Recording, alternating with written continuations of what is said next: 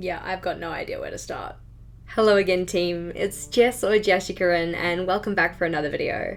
Today we're going to look at how you prepare or plan for a new bullet journal setup. Physically, mentally, emotionally. Mainly how you figure out what you're going to include and in what order and how it's going to look.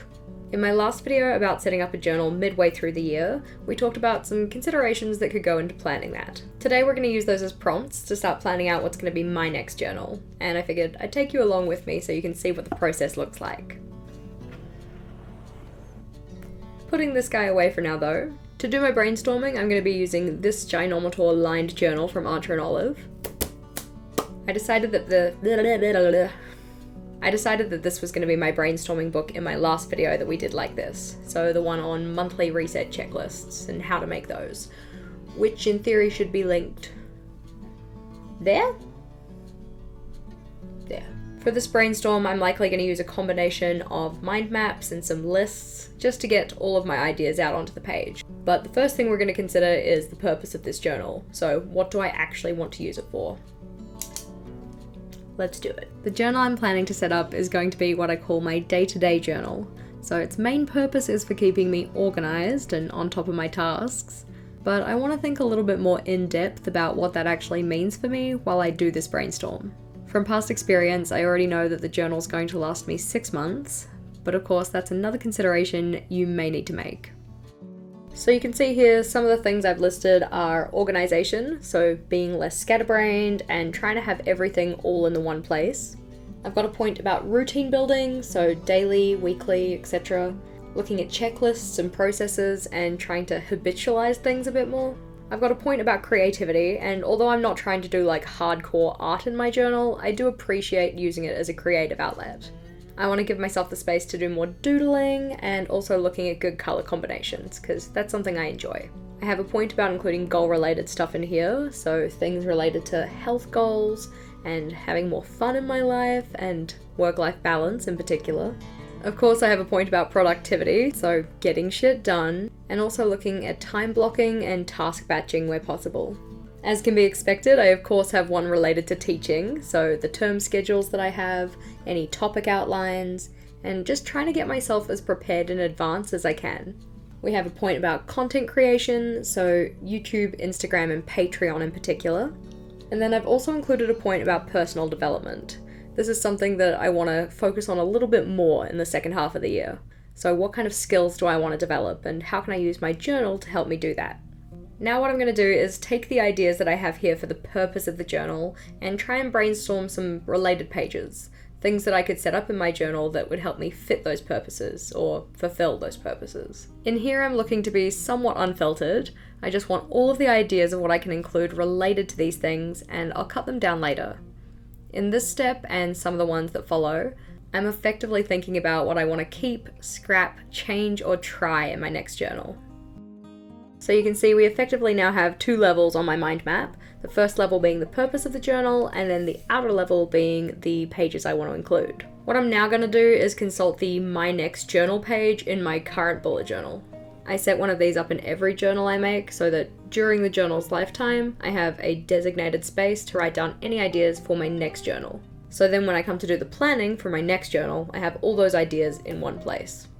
So I'll now just transfer a few of those things over, and I'll also take some time to consult my saved post section on Instagram and the Pinterest folder that I have for things I want to try in my journal one day. Now as I have all of those page ideas mapped out, I want to consider a little more deeply about where they should be. Should they be at the start of my journal, the back of my journal? Do I want to include them in the monthlies, or do I want to include them in this initial setup?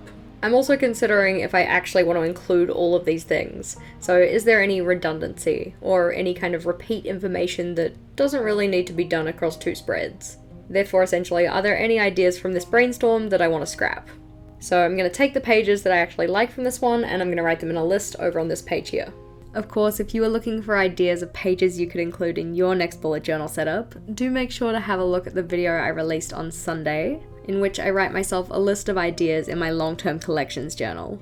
You may also like to check out my playlist of my previous bullet journal setups to see what layouts I used in those and what order I put the pages in. Hand cramp. Too much writing. You can of course do this digitally, so you can just copy and paste and like move things around that way, so you don't have to do quite as much rewriting as I'm doing. But anyway, now as we have my list of page ideas somewhat finalized and sorted into what's going in the front, what's going in the back, and what's going to go in the monthly setups, now I can start thinking about what order I want for the pages in the front and the back. I typically like to put it in the order of widest focused to narrowest focus, and also in order of priority. For example, things like a future log are the layout that I consider to be the widest. It's going to get used the most frequently, probably, and it's going to be the widest in terms of the range of information it has on there, because it'll have all of my future events. I then like to narrow it down into sections that are a bit more specific. So for instance, pages related to goals, pages related to routines, etc. Those ones I'll order in terms of priority. So whatever's highest priority gets to be towards the front of the journal, whatever's lower priority gets to be more towards the middle. Of course, my priorities are likely going to be different to yours, so the way that I order mine might not be the same as you'd order yours. Now as I'm going in and planning out the order of these pages in full, I'm not going to show you the final order I put them in. I feel like it'd be a bit of a spoiler for the video I have coming out in a week and a bit, where I actually set my journal up. So if you're interested in seeing that one, do be sure to subscribe to my channel to make sure that you don't miss out.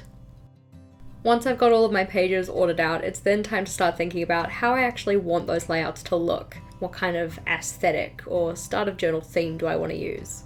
For my current journal, I went with kind of a black and pink stars/clouds kind of theme, but I know for my next one, I do want to change that up.